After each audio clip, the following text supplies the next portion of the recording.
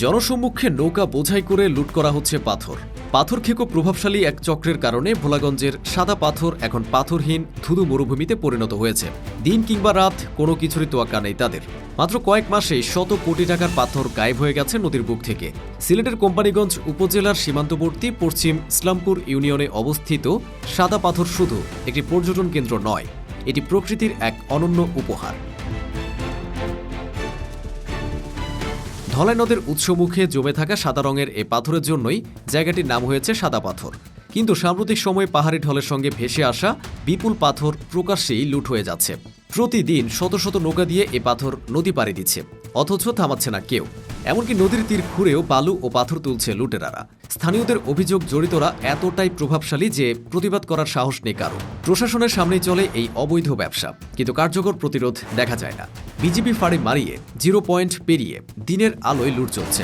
Police ও প্রশাসনের সীমিত ক্ষমতা এবং সমন্বয়হীনতার সুযোগ নিয়ে এক প্রকার মব স্টাইলে এই অপতৎপরতা চালিয়ে যাচ্ছে চক্রটি। অবৈধ উত্তোলনের কারণে নদীর তলদেশে তৈরি হচ্ছে বিশাল গর্ত, নষ্ট হচ্ছে নদীর স্বচ্ছতা। যেখানে ছিল আগে স্বচ্ছ জল আর স্তরে স্তরে সাদা পাথরের আস্তরণ, এখন সেখানে কেবল বালি আর ঢলের পানি। পর্যটকের পদচারণা কমে যাওয়ায় স্থানীয় গাইড, দোকানি ও নৌকা চালকদের জীবিকা হুমকির মুখে পড়েছে। অনেকের আশঙ্কা, এ ধারা অব্যাহত থাকলে আগামী কয়েক মাসের মধ্যে সাদা পাথরের নামই মুছে যাবে পর্যটন মানচিত্র থেকে।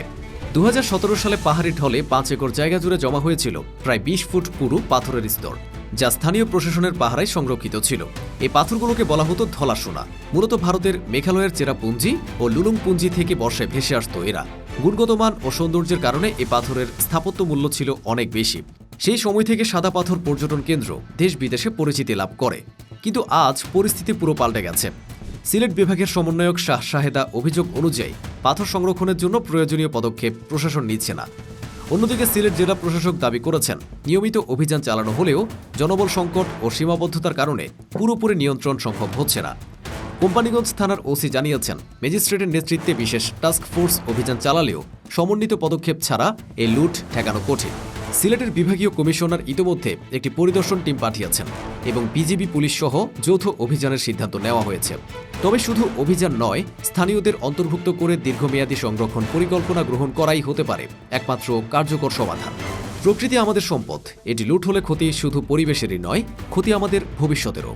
সাদা পাথরের মতো অনন্য স্থান হারিয়ে গেলে হারিয়ে যাবে স্থানীয়দের জীবিকা, পর্যটনের সৌন্দর্য এবং দেশের একটি মূল্যবান সম্পদ। তাই এখনই সময় প্রশাসন, স্থানীয় মানুষ ও সচেতন নাগরিক সবাইকে একসাথে দাঁড়ানোর। ভোলাগঞ্জের সাদা পাথর শুধু পাথরের স্তূপ নয়, এটি ইতিহাস, সংস্কৃতি ও প্রাকৃতিক সৌন্দর্যের প্রতীক। সেটিকে রক্ষা করা মানে নিজেদের অস্তিত্বকে রক্ষা করা।